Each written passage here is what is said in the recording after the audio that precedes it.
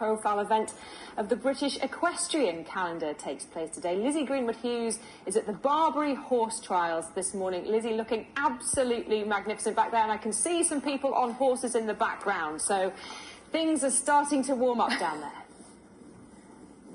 They are. Kat, the show jumping is just about to start, and this place, Barbury, has long been considered, if not in the world, the best place to watch the sport of eventing. It's this incredible sort of ancient kind of hill fort castle over there, and it's a sort of amphitheatre, and usually thousands of people are sitting here anywhere on these hills watching the sport they love, and that's why it's kind of ironic that the best venue for eventing this year doesn't have any spectators. It is a shame. But the sport of eventing, as an actual sport, is kind of ideally suited to social distancing because you have people on horses always outside in massive sites like this. So as a sport, it's ideally suited. But it remains to be seen just how bad it is economically for the sport. We talked a little bit about it earlier, about the lack of ticket sales, the hospitality, there are no trade stands, and that's how the sport generally makes its money. It's very much a lifestyle sport. But getting back to the actual action, I have with me eventing super couple. I'm likening you two to the Andre Agassi and Steffi Graf of eventing. It is Tim Price and his wife Janelle Price. You both at the top of your game. How has it been for you as an eventing couple with all these months of lockdown, and how does it feel to finally be back in action? It's amazing to be back. A little bit surreal. This is our first weekend, and yeah, also to add to that surrealness is the fact there is no one here. But we are very happy. But it does feel weird. It's been a long year of just training and you know, staying quiet at home, isn't it?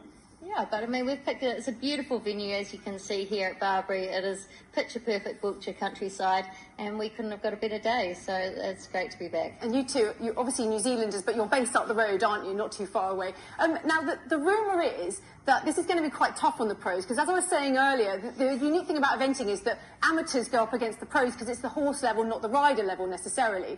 And what I'm hearing is that the amateurs, having been maybe furloughed or had more time at home, are absolutely ready for this. They are so well practiced. And you guys have just been kind of carrying on as normal, so how are you feeling about some of the lower level events that you're going to be doing here?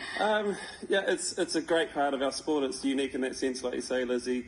You know, we compete day in, day out with people from all levels, and I think that's quite cool. You know, Janelle, you've been helping people virtually, you know, through watching videos and things for these last few months, and that's typically amateurs, isn't it? And they've been, you know, honing their skills whilst, you know, we've actually been enjoying a little bit of quieter time. We've been so busy. Like you say, we're local. We've been in this country for 15 years or so now, so we feel like we're locals. And this is probably the first summer, or half a summer, we've had a little bit quieter, so it's nice to bring it together. It's been novel for us to spend a warm summer's day in our garden.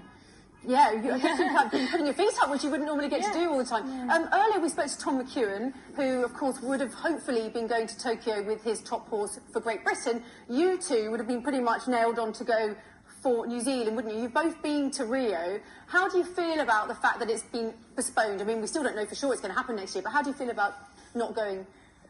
It's tough, isn't it, Janelle? Because we have a program and a plan that builds into the Olympics for probably 4 years, other than your childhood dreams and ambitions that start much earlier. But with the particular horses in mind, it's built in for a long time, and this actually impacts some of those horses quite heavily, and you know, to the point where they might not actually be available for the potential Olympics next year. I mean, 2 of the horses we had in contention are 17 this year, which would sort of be on the cusp of international competition, so 18 next year, it possibly rules them out. But then on the other end of the coin, you've got horses perhaps younger that might come into fruition. I picked up a ride from Mark Todd, teammate Mark Todd, last year, and certainly the extra 12 months will do him the world of good. So there's pros and cons, and you've just got to, it is what it is. You know, it's the first time we've had a worldwide pandemic, and we've all got to go with the flow and make the most of it. Now, Gina, I just want to ask you, because you're called the fastest mother on 4 legs. You've got 2 kids. Two legs. After the first one, you went and won badminton like a few months later, didn't you? Yeah. We heard this week that the jump jockey Lizzie Kelly is having a baby, and she said that she probably won't jump race again. But it hasn't stopped you, and yet arguably eventing is a bit more dangerous. Talk me through it. Does it go through your mind? And I'm not trying to put the heebie-jeebies on you, but it must be tough for a mum going out there and galloping and jumping these huge fences. I think it's different for every woman. For me, it's been, I found it very easy. I've just, you know, I can separate the 2 things, you know, the children and my competition career. I had a child this February, and I was really looking forward to the challenge of getting back and fit in time for Tokyo, and hopefully going one better than we did at Badminton. So, you know, there's both sides again to that, but I think I thrive on the challenge personally, and I think you totally can. If you still have the will to win and train, you can do the two things parallel. Well, good luck to both of you today and tomorrow. I imagine you've got hundreds of horses here, knowing you two. Best of luck. As I said earlier, it remains to be seen, really, just how bad the economic impact will be of the social distancing measures on the sport of eventing. But for today, at least, there's a real optimism here at Barbury, because the sport that everyone here loves so much, the sport of eventing, is back. Lizzie, thanks very much. It was really interesting hearing how people are adapting and what it looks like.